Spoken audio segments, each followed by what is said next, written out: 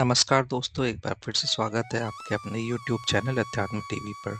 आज के वीडियो में जानेंगे वट सावित्री व्रत कब है, क्या पूजा विधि है, क्या हमें करना चाहिए, क्या नहीं करना चाहिए, इस दिन कौन सी चीज़ें चाहिए। इस वीडियो के लास्ट तक बने रहिए।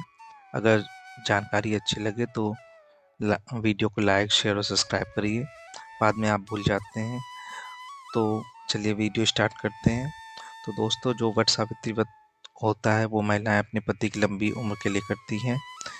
इस दिन बरगद के पेड़ की पूजा की जाती है। शास्त्रों में कहा गया है कि बरगद के पेड़ में विष्णु और महेश का वास होता है। ऐसे में वट सावित्री का जो व्रत करती हैं महिलाएं, उनसे पति की अकाल मृत्यु का भय दूर हो जाता है। शास्त्र भी यही कहते हैं। दोस्तों, वट सावित्री का जो व्रत रखते हैं उससे पारिवारिक जीवन में सुख समृद्धि आती है। वट सावित्री व्रत कब पड़ रहा है यह भी हम जानेंगे दोस्तों। और वट सावित्री के दिन क्या पूजा विधि करनी है यह भी जानेंगे। इस दिन क्या करना होता है। महिलाएं अपनी सुहाग की रक्षा के लिए बरगद और यमदेव की पूजा करती हैं। इस दिन स्नान करके सुबह व्रत का संकल्प लेना चाहिए और वट सावित्री के एक दिन पहले कच्चे चने पानी में भिगो लेना चाहिए। इस पूजा में गीला अनाज अवश्य चढ़ाया जाता है, क्योंकि यमराज ने चने के रूप में सत्यवान के प्राण सावित्री को दिए थे। अब 16 श्रृंगार करके सप्तधान को एक बांस की टोकरी में रखना है। सप्तधान मतलब 7 धान जो होते हैं उनको एक बांस की टोकरी में रखना है और उस टोकरी को बरगद के पेड़ के नीचे रखें। दूसरी टोकरी में सावित्री और सत्यवान की तस्वीर रखें और इसके बाद बरगद के पेड़ पर जल और कच्चा दूध चढ़ाएं और ब्राह्मण और देवी सत्यवती का ध्यान करते हुए आपको पूजा संपन्न करनी है। कुमकुम, हल्दी, अक्षत, सिंदूर, भीगे हुए चने और फल, ये सब चीज़ें आपको चढ़ानी होती है। इसके बाद दोस्तों, श्रृंगार का सामान भी चढ़ाया जाता है। श्रृंगार के सामान में आप लाल वस्त्र चढ़ाए जाते हैं और सुहाग का जो प्रतीक होती है वो सब चीज़ें चढ़ाई जाती है, जैसे मेहंदी, बिंदी और सिंदूर, ये सब सामान चढ़ाया जाता है। उसके बाद एक कच्चे सूत्र को लेकर के वट वृक्ष के चारों ओर 108 बार घुमाया जाता है। अगर आप 108 बार नहीं घुमा सकते तो 7 बार घुमा लें, नहीं तो आप 11 बार घुमा सकते हैं। इसकी परिक्रमा करनी होती है। उसके बाद जो भी आपको श्रृंगार का सामान है वो आप किसी कुंवारी कन्या को दे सकती हैं या फिर किसी पंडिताइन को दे सकती हैं। उसके बाद इसमें क्या क्या सावधानियां रखनी होती है। इस दिन महिलाओं को काले और नीले रंग की साड़ी बिल्कुल नहीं पहननी चाहिए। वट सावित्री के दिन महिलाओं को लाल और हरे रंग की चूड़ियां पहननी चाहिए। भूलकर भी सफ़ेद और काली चूड़ियां नहीं पहननी चाहिए। वट सावित्री की पूजा उसी पेड़ के नीचे करनी चाहिए जिसमें फल लगे हों।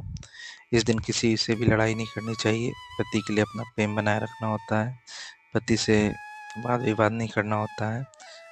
महिलाओं को जो भी होता है पानी, वो पूजा से पहले नहीं पीना है और पूजा से पहले कुछ भी नहीं खाना है। आपको पूजा के दौरान चना और पानी एक साथ खाना होता है। जैसे कि यमराज ने सत्यवान का प्राण चने के रूप में दिए थे, तो आपको चना और पानी एक साथ खाना होता है। वट सावित्री के नीचे आप सत्यवान और सावित्री की और यमराज जी की मूर्ति स्थापित कर सकते हैं। अगर आपके पास नहीं है तो उनका स्मरण करके आप पूजा कर सकते हैं।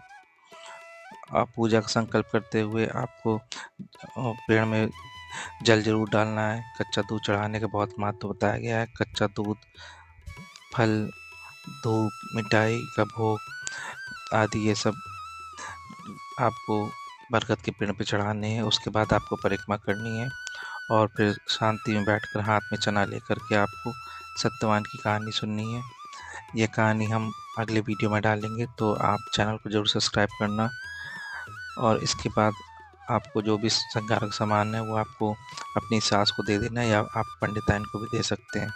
दोस्तों, जैसे कोई शादी के बाद पहली बार वट सावित्री का व्रत रख रहा है तो यह व्रत ससुराल में नहीं रखना चाहिए, इसे मायके में रखें। और जितना भी सुहाग का सामान होता है वो सब मायके से ही लेके आना चाहिए। अगर इस व्रत को ससुराल में रखा जा रहा है तो आपको जितना भी सामान है वो मायके से ही लेकर के इस्तेमाल करना चाहिए। और ये जो वट सावित्री होती है, ये बहुत सारे लोग होते हैं जो इस दिन बरगद की टहनियाँ तोड़ते हैं, तो आपको ऐसा नहीं करना है। आपको बरगद की जो टहनी है वो एक दिन पहले तोड़ करके रख लेनी है। और इस वीडियो में हम जानेंगे कि यह व्रत 2025 में कब रखा जाएगा। तो 2025 को यह व्रत 26 मई को मंडे को सोमवार को रखा जाएगा। अगर आपको ये वीडियो अच्छा लगा हो तो प्लीज़ वीडियो को लाइक, शेयर और सब्सक्राइब करें। और अगले वीडियो में हम वट सावित्री व्रत की कहानी डालेंगे, तो उसको भी ज़रूर देखिएगा। धन्यवाद।